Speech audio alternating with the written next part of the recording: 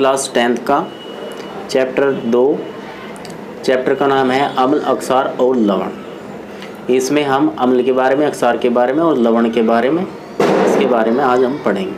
अम्ल में क्या क्या गुण होते हैं, अक्षार में क्या क्या गुण होते हैं, ये होते हैं। अम्ल के गुण क्या होते हैं? स्वाद में ये खट्टा होता है, नीले लिटमस को लाल कर देता है, जलीय विलयन में H पॉजिटिव आयन देता है और जलीय विलयन में विद्युत में चालन भी होता है। अक्षार के क्या क्या गुण होते हैं? स्वाद में कड़वा होता है, अक्षार जो होता है वो लाल लिटमस को नीला कर देता है। अम्ल क्या कर देता है? वो नीले लिटमस को लाल कर देता है, बट अक्षार क्या होता है? वो लाल लिटमस को नीला कर देता है।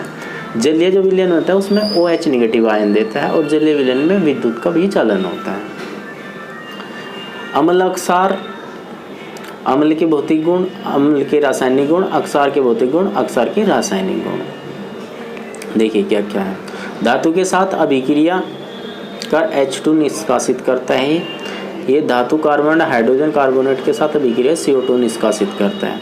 ये धातु हाइड्रोक्साइड अम्ल के साथ अभिक्रिया लवण और जल बनाता है। अक्षार धातु के साथ अभिक्रिया कर H2 मुक्त करता है। अक्षार अम्लीय ऑक्साइड के साथ अभिक्रिया कर लवण बनाता है। अम्ल, अक्षार और लवण pH स्केल के आधार पर इसका वर्गीकरण हम करते हैं। कुछ सामान्य लवण कौन कौन से हैं? एक तो है नमक, साधारण नमक जिसको बोलते हैं, जो नमक खाने में खाया जाता है घोर पर, इसको बोलते हैं NaCl। सोडियम हाइड्रोक्साइड यह होता है NaCl प्लस 2H2, ये हो जाता है NaOH प्लस Cl2। ओके दोस्तों, ये देखिए अब कुछ पदार्थ दिए हैं और उनके रासायनिक सूत्र दिए हैं। विरंजक चूर्ण का रासायनिक सूत्र ये होता है COH का होल ट्वाइस प्लस Cl2, ये होता है CaOCl2 plus H2। Baking soda ये होता है NaCl plus H2O plus CO2 plus NH3 NH4Cl plus NaOHCl3। Dhawan soda Na2CO3 plus 10H2 Na2CO3 10H2O। Plaster of Paris CaSO4 2H2O CaSO4 1/2H2O और gypsum CaSO4 1/2H2O। ये इनके ना रासायनिक सूत्र। अम्ल, एसिड, ये स्वाद में खट्टे होते हैं। ये नीले लिटमस को लाल रंग में परिवर्तित कर देते हैं। ये जलीय विलयन में H पॉजिटिव आयन देते हैं। एसिड शब्द लैटिन भाषा से लिया गया जिसका अर्थ है खट्टा, एसिडस। प्रबल अम्ल कौन कौन से है? HCl H2SO4 HNO3। दुर्बल अम्ल कौन कौन से है? CH3 COOH। लैक्टिक अम्ल, ऑक्जेलिक अम्ल। सांद्र अम्ल जिसमें अम्ल अधिक मात्रा में होता है जबकि जल अल्प मात्रा में होता है। तनु अम्ल जिसमें अम्ल अल्प मात्रा में होता है जबकि जल जो है वो अधिक मात्रा में होता है। अक्षार, बेस, ये स्वाद में कड़वे होते हैं और छूने में साबुन जैसे होते हैं। अक्षार जो होते हैं ये लाल लिटमस को नीले रंग में बदल देते हैं। ये जलीय विलयन में OH निगेटिव आयन देते हैं। प्रबल अक्षार कौन कौन से हैं? क्वेश्चन यहीं से बन सकता है। क्वेश्चन ये पूछा जा सकता है कि किन्हीं दो प्रबल अक्षार के नाम बताइए। प्रबल अक्षार कौन से हैं? NaOH KOH CaOH का होल ट्वाइस। दुर्बल अक्षार कौन सा है? NH4OH। लवण कौन कौन से हैं? लवण होते हैं अम्ल, अक्षार व अक्षार की प्रतिक्रिया अभिक्रिया से प्राप्त होता है। उदाहरण के लिए जैसे कि NaCl KCl। सूचक क्या होते हैं? इंडिकेटर्स। सूचक किसी दिए गए विलयन में अम्लीय अक्षार की उपस्थिति दर्शाते हैं। इसका रंग या गंध अम्लीय अक्षार माध्यम में बदल जाता है। ओके दोस्तों, इसके बाद सूचक कितने प्रकार के होते हैं? सूचक ना 3 प्रकार के होते हैं। एक तो होते हैं हमारे प्राकृतिक सूचक, एक होता है कृत्रिम सूचक और एक होते हैं गंधीय सूचक। तो प्राकृतिक सूचक ये होते हैं, ये पौधों में पाए जाते हैं। कृत्रिम सूचक ये रासायनिक होते हैं और जो गंधीय सूचक होते हैं इनके पदार्थों की गंध अम्लीय या अक्षारक माध्यम में बदल जाती है। जैसे एग्जाम्पल देके ये समझाया गया प्राकृतिक सूचक कौन से हैं। सूचक कौन से हैं? जैसे लिटमस, ये क्या होता है अगर अम्ल के साथ अभिक्रिया करेगा तो लाल कर देता है लिटमस पेपर को। अब जो अक्षार होगा वो नीला कर देगा। इसके बाद लाल पत्ता गोभी का रस, ये क्या होता है? लाल कर देगा ये अगर ये अम्ल के साथ क्रिया करेगा और अगर ये अक्षार के साथ क्रिया करेगा तो ये हरा कर देगा। हल्दी, इसके बाद हल्दी है सूचक, कोई बदलाव नहीं होता और ये जो अक्षार के साथ अगर अभिक्रिया करेगी हल्दी तो ये हरा लाल रंग देंगे। हाइड्रेंजिया के फूल का रस, ये क्या है? ये ना नीला कर देगा और ये गुलाबी कर देगा। कृत्रिम सूचक फिनोक्तिलीन, मेथिलोरेंज, रंगहीन लाल, इसके साथ अम्ल के साथ क्रिया करके ये गुलाबी और ये पीला रंग, ये गंधीय सूचक है। ये जैसे गंधीय सूचक कौन कौन से हैं, जैसे प्याज का रस है, वेनिला है, लौंग का तेल है। इनमें क्या है ना, इसकी अगर अम्ल के साथ क्रिया करेगा तो इसकी तीक्ष्ण गंध होगी, इसके समान ही गंध रहती है और इसकी भी समान ही गंध रहती है। ओके, इसमें ना गंध कोई गंध नहीं, इसकी भी कोई गंध नहीं, ये भी कोई गंध नहीं। अम्ल व क्षारों के रासायनिक गुण। अम्ल के साथ धातु की क्रिया अगर हम करेंगे तो अम्ल के साथ क्या प्रभाव होता है। अम्ल अगर धातु के साथ क्रिया करेगा तो एक तो लवण बनता है और एक हाइड्रोजन बनता है, और अक्षार अगर धातु के साथ क्रिया करेगा तो एक तो लवण बनेगा और एक हाइड्रोजन गैस बनेगी। पोप टेस्ट क्या होता है, हाइड्रोजन गैस से निहित प्रणाली के पास जब एक जलती हुई मोमबत्ती लाई जाती है तो पाप की ध्वनि उत्पन्न होती है।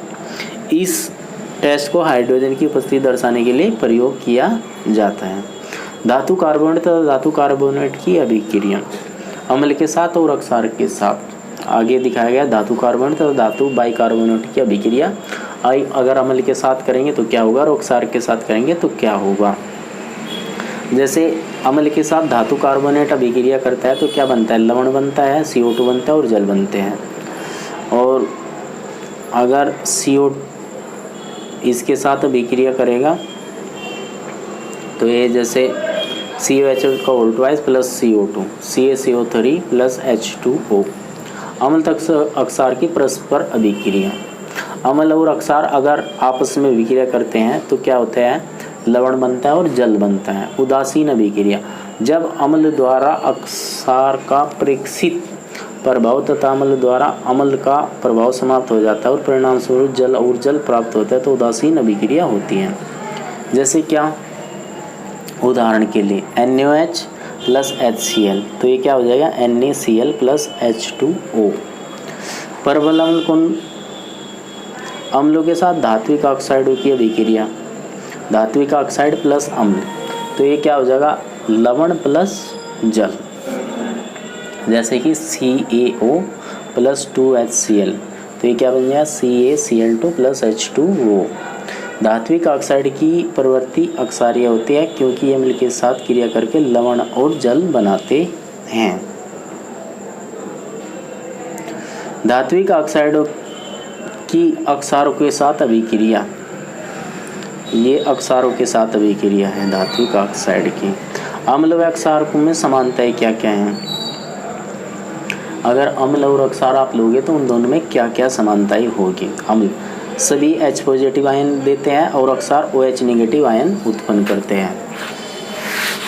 अम्ल तथा अक्षार की प्रबलता, जलीय विलयन में अम्ल और अक्षारक, जल की उपस्थिति में अम्ल जो है H पॉजिटिव आयन उत्पन्न करते हैं और जल की उपस्थिति में अक्षारक जो है OH नेगेटिव आयन उत्पन्न करते हैं।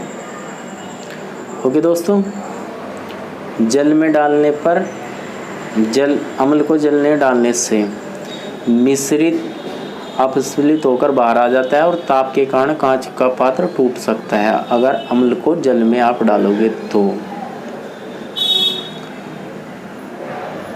इसके बाद ये दिखाया गया है इनकी जो सांद्रता है वो बढ़ती हुई और घटती हुई दिखाई है। हमारा जो दैनिक जीवन होता है उसमें pH जो मान होता है उसका क्या उपयोग होता है। पौधे एवं पशु pH के प्रति संवेदनशील होते हैं। हमारा शरीर 7 से 7.8 pH परास के बीच कार्य करता है। वर्षा के जल का pH मान जब 5.6 से कम हो जाता है तो यह अम्लीय वर्षा कहलाती है।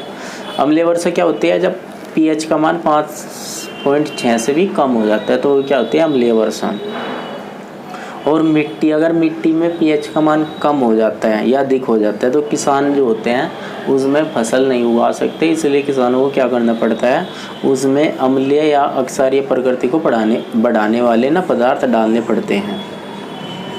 और हमारा जो पाचन तंत्र होता है उस पर क्या प्रभाव पड़ता है अम्लीय अक्षारीय होने का। हमारा उधर स्टमक हाइड्रोक्लोरिक अम्ल HCl उत्पन्न करता है जो भोजन के पाचन में सहायक होता है।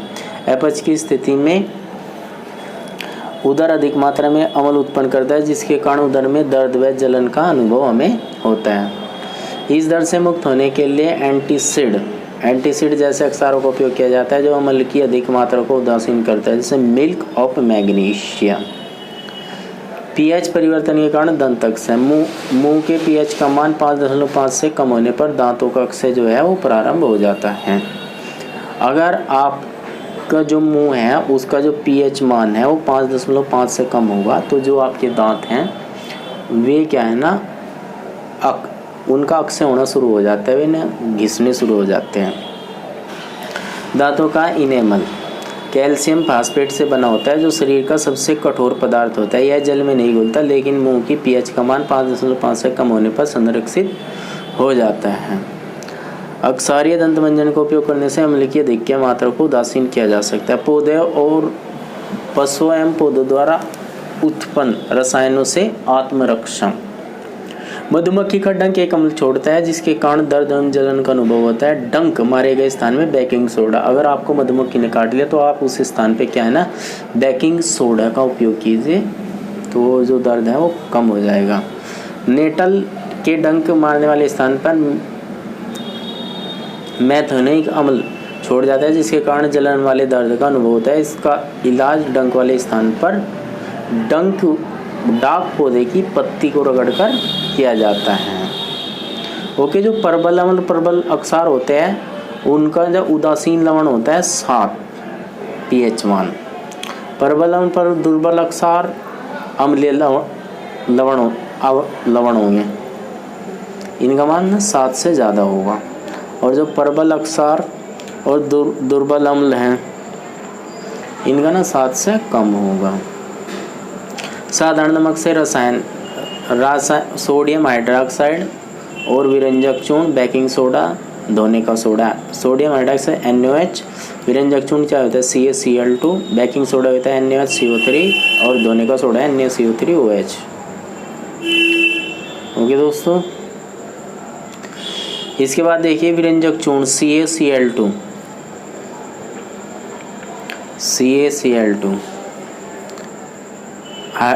सोडियम हाइड्रोक्साइड, इसका रासायनिक सूत्र क्या होता है NaOH। सोडियम क्लोराइड के जलीय विलयन से विद्युत प्रवाहित करने पर विभाजित होकर सोडियम हाइड्रोक्साइड उत्पन्न करता है। इस प्रक्रिया को क्लोर अक्सार प्रक्रिया कहते हैं और इसका उपयोग कहाँ कहाँ होता है ईंधन मार्गिन में, जल की स्वच्छता में, PVC, CFC।